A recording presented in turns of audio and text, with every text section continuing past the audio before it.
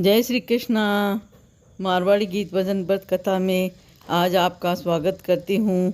आज मैं आपको पापांकुशा एकादशी के व्रत का महत्व सुना रही हूँ। एक दिन धर्मराज युधिष्ठिर कहने लगे कि हे भगवान, आसो शुक्र एकादशी का क्या नाम है? अब आप कृपा करके इसकी विधि तथा फल कहिए। भगवान श्री कृष्ण कहने लगे कि हे युधिष्ठिर, पापों का नाश करने वाली इस एकादशी का नाम पापांकुशा एकादशी है। हे राजन, इस दिन मनुष्य को विधि पूर्वक भगवान पद्मनाभ की पूजा करनी चाहिए। यह एकादशी मनुष्य को मनोवांछित फल देकर स्वर्ग को प्राप्त कराने वाली है। मनुष्य को बहुत दिनों तक कठोर तपस्या से जो फल मिलता है वह फल भगवान गरुड़ ध्वज को नमस्कार करने से प्राप्त हो जाता है। जो मनुष्य अज्ञानवश अनेक पाप करते हैं परंतु हरि को नमस्कार करते हैं, वे नरक में नहीं जाते। विष्णु के नाम के कीर्तन मात्र से संसार के सब तीर्थों के पुण्य का फल मिल जाता है। जो मनुष्य शरण धनुषधारी भगवान विष्णु की शरण में जाते हैं उन्हें कभी भी यम यातना भोगनी नहीं पड़ती है। जो मनुष्य वैष्णव होकर शिव और शैव होकर विष्णु की निंदा करते हैं वे अवश्य नरकवासी होते हैं। सहस्त्रों वाजपेयी और अश्वमेघ यज्ञों से जो फल प्राप्त होता है वह एकादशी के व्रत के 16वें भाग के बराबर भी नहीं होता है। संसार में एकादशी के बराबर कोई पुण्य नहीं, इस एकादशी के बराबर कोई व्रत नहीं है। जब तक मनुष्य पद्मनाभ की एकादशी का व्रत नहीं करते हैं तब तक उनकी देह में पाप वास कर सकते हैं।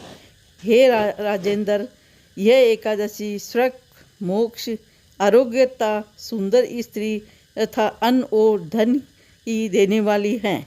एकादशी के व्रत के बराबर गंगा, गया, काशी, कुरुक्षेत्र और पुष्कर भी पुण्यवान नहीं है।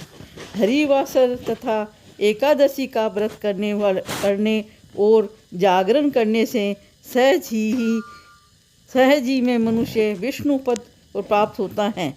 हे युधिष्ठिर, इस व्रत के करने वाले 10 पीढ़ी मातृ पक्ष, 10 पीढ़ी पितृ पक्ष, 10 पीढ़ी स्त्री पक्ष तथा 10 पीढ़ी मित्र पक्ष का उद्धार देते हैं।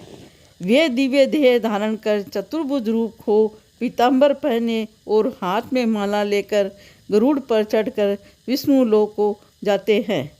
हे नरोत्तम, बाल्यावस्था, युवावस्था और वृद्ध अवस्था में इस व्रत को करने से पापी मनुष्य भी दुर्गति को प्राप्त न होकर सद्गति को प्राप्त हो जाता है।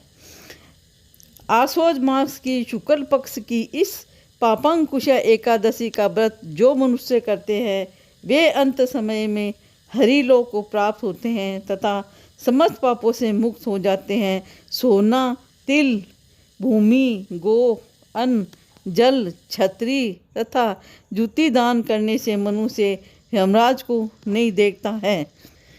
जो मनुष्य किसी प्रकार के पुण्य कर्म किए बिना जीवन के दिन व्यतीत करता है वह लोहार की भट्टी की तरह सांस लेता हुआ निर्जीव के समान ही है।